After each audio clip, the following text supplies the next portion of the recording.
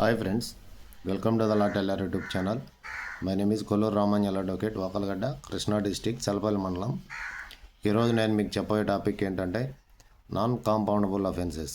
Non compoundable offences అంటే భారతీయ నాగరిక సురక్ష సన్నిహితిలో అంటే బిఎన్ఎస్ఎస్లో murder కేసులు, రేప్ కేసులు, ఫోక్సో కేసులు, సిఎస్టీ అట్రాసిటీ యాక్ట్ కేసులు, అటెంప్ట్ మర్డర్ కేసులు, అలాగే 354 అంటే అటెంప్ట్ మర్డర్ రేప్ కేసులు, అలాగే డకాయిటీ కేసులు, గంజాయి కేసులు, ఇలా పెద్ద పెద్ద శిక్షలు పడేవి అంటే 7 years అండ్ అబవ్ పనిష్మెంట్ పడే కేసులన్నీ నాన్ కాంపౌండబుల్ కేసులుగా అంటే రాజీ పడటానికి వీలు లేనటువంటి కేసులుగా ఈ యొక్క సెక్షన్ 359 ఆఫ్ ద బిఎన్ఎస్ఎస్ వివరిస్తుంది.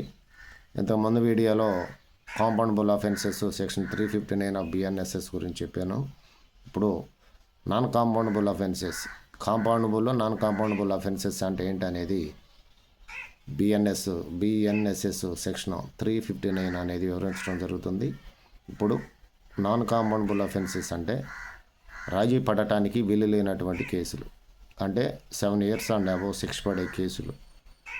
ఇవి పెద్ద కేసులు లైక్ మర్డర్ కేసులు, రేప్ కేసులు, ఫోక్సో కేసులు, అట్రాసిటీ యాక్ట్ కేసులు, డెకాయిటీ కేసులు, అలాగే ఇంకా 7 years అబవ్ శిక్ష పడే కేసుల్ని నాన్ కాంపౌండబుల్ కేసులు అంటారు. వీటిని రాజీ పడటానికి వీలు లేనటువంటి కేసులు. ఈ రాజీ పడటానికి వీలు లేనటువంటి కేసుల్లో రాజీ ఎలా పడాలనేది నాన్ కాంపౌండబుల్ అఫెన్స్లో నేను మీకు ఇంకో వీడియోలో చెప్తాను.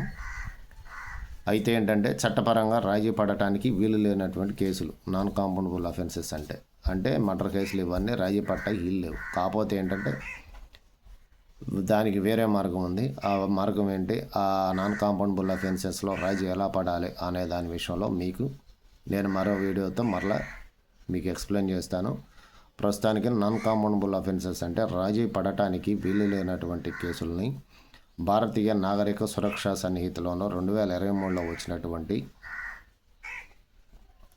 ఈ చట్టం అండర్ సెక్షన్ 359 ఆఫ్ బిఎన్ఎస్ఎస్ అనేది పూర్తిగా వివరించడం జరుగుతుంది. నాన్ కాంపౌండబుల్ అఫెన్సెస్ అంటే రాజీ పడటానికి వీలైనటువంటి కేసులు. సో ఫ్రెండ్స్, మరో వీడియోతో మళ్ళీ కలుస్తాను. Until then bye friends.